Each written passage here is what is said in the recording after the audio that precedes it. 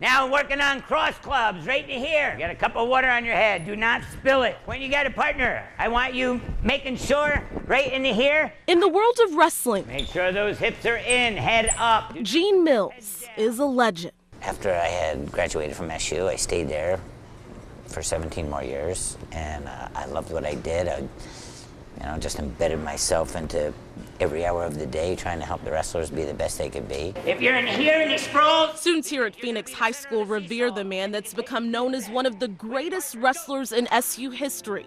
His career wins certainly outweigh the losses, even earning him a spot on the 1980 USA Olympic team.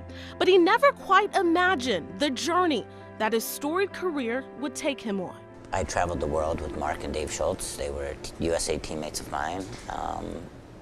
We've kept in contact all these years. Mark and Dave Schultz, two brothers, two iconic wrestlers whose sordid tale now playing out on the big screen in Foxcatcher. Do you have any idea who I am? It's not a happy movie or a great wrestling movie where everybody's like, wow, that was great. It's a sad story. It's a sad, pretty much true story. Really sorry about your mother. The story is based on the relationship between multimillionaire John DuPont, portrayed by Steve Carell, and the Schultz brothers, played by Channing Tatum and Mark Ruffalo.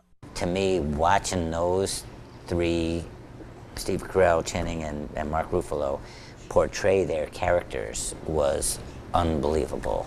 How they would mimic all their mannerisms, and that was kind of freaky. Something Gene saw firsthand on set when he was invited to make a cameo in the film as a referee. While I was there, I wasn't brought in to or paid to help Mark Ruffalo and Channing Tatum, but I just did. I helped them out with some of the mannerisms of the Schultz brothers. The movie chronicles the Schultz brothers' time at the Foxcatcher farm, a training center for the country's top wrestlers. As far as John DuPont, he used to call me all the time to try and get me to fly down to Foxcatcher Farms to work out with the Foxcatcher guys. But I represented New York Athletic Club. I was really creeped out by John DuPont. I just was uncomfortable around him. DuPont's behavior gets even more bizarre as the months pass. And on January 26, 1996, he shot and killed Dave Schultz. When Dave got shot in the movie, I knew it was coming, and it was really hard to see coming.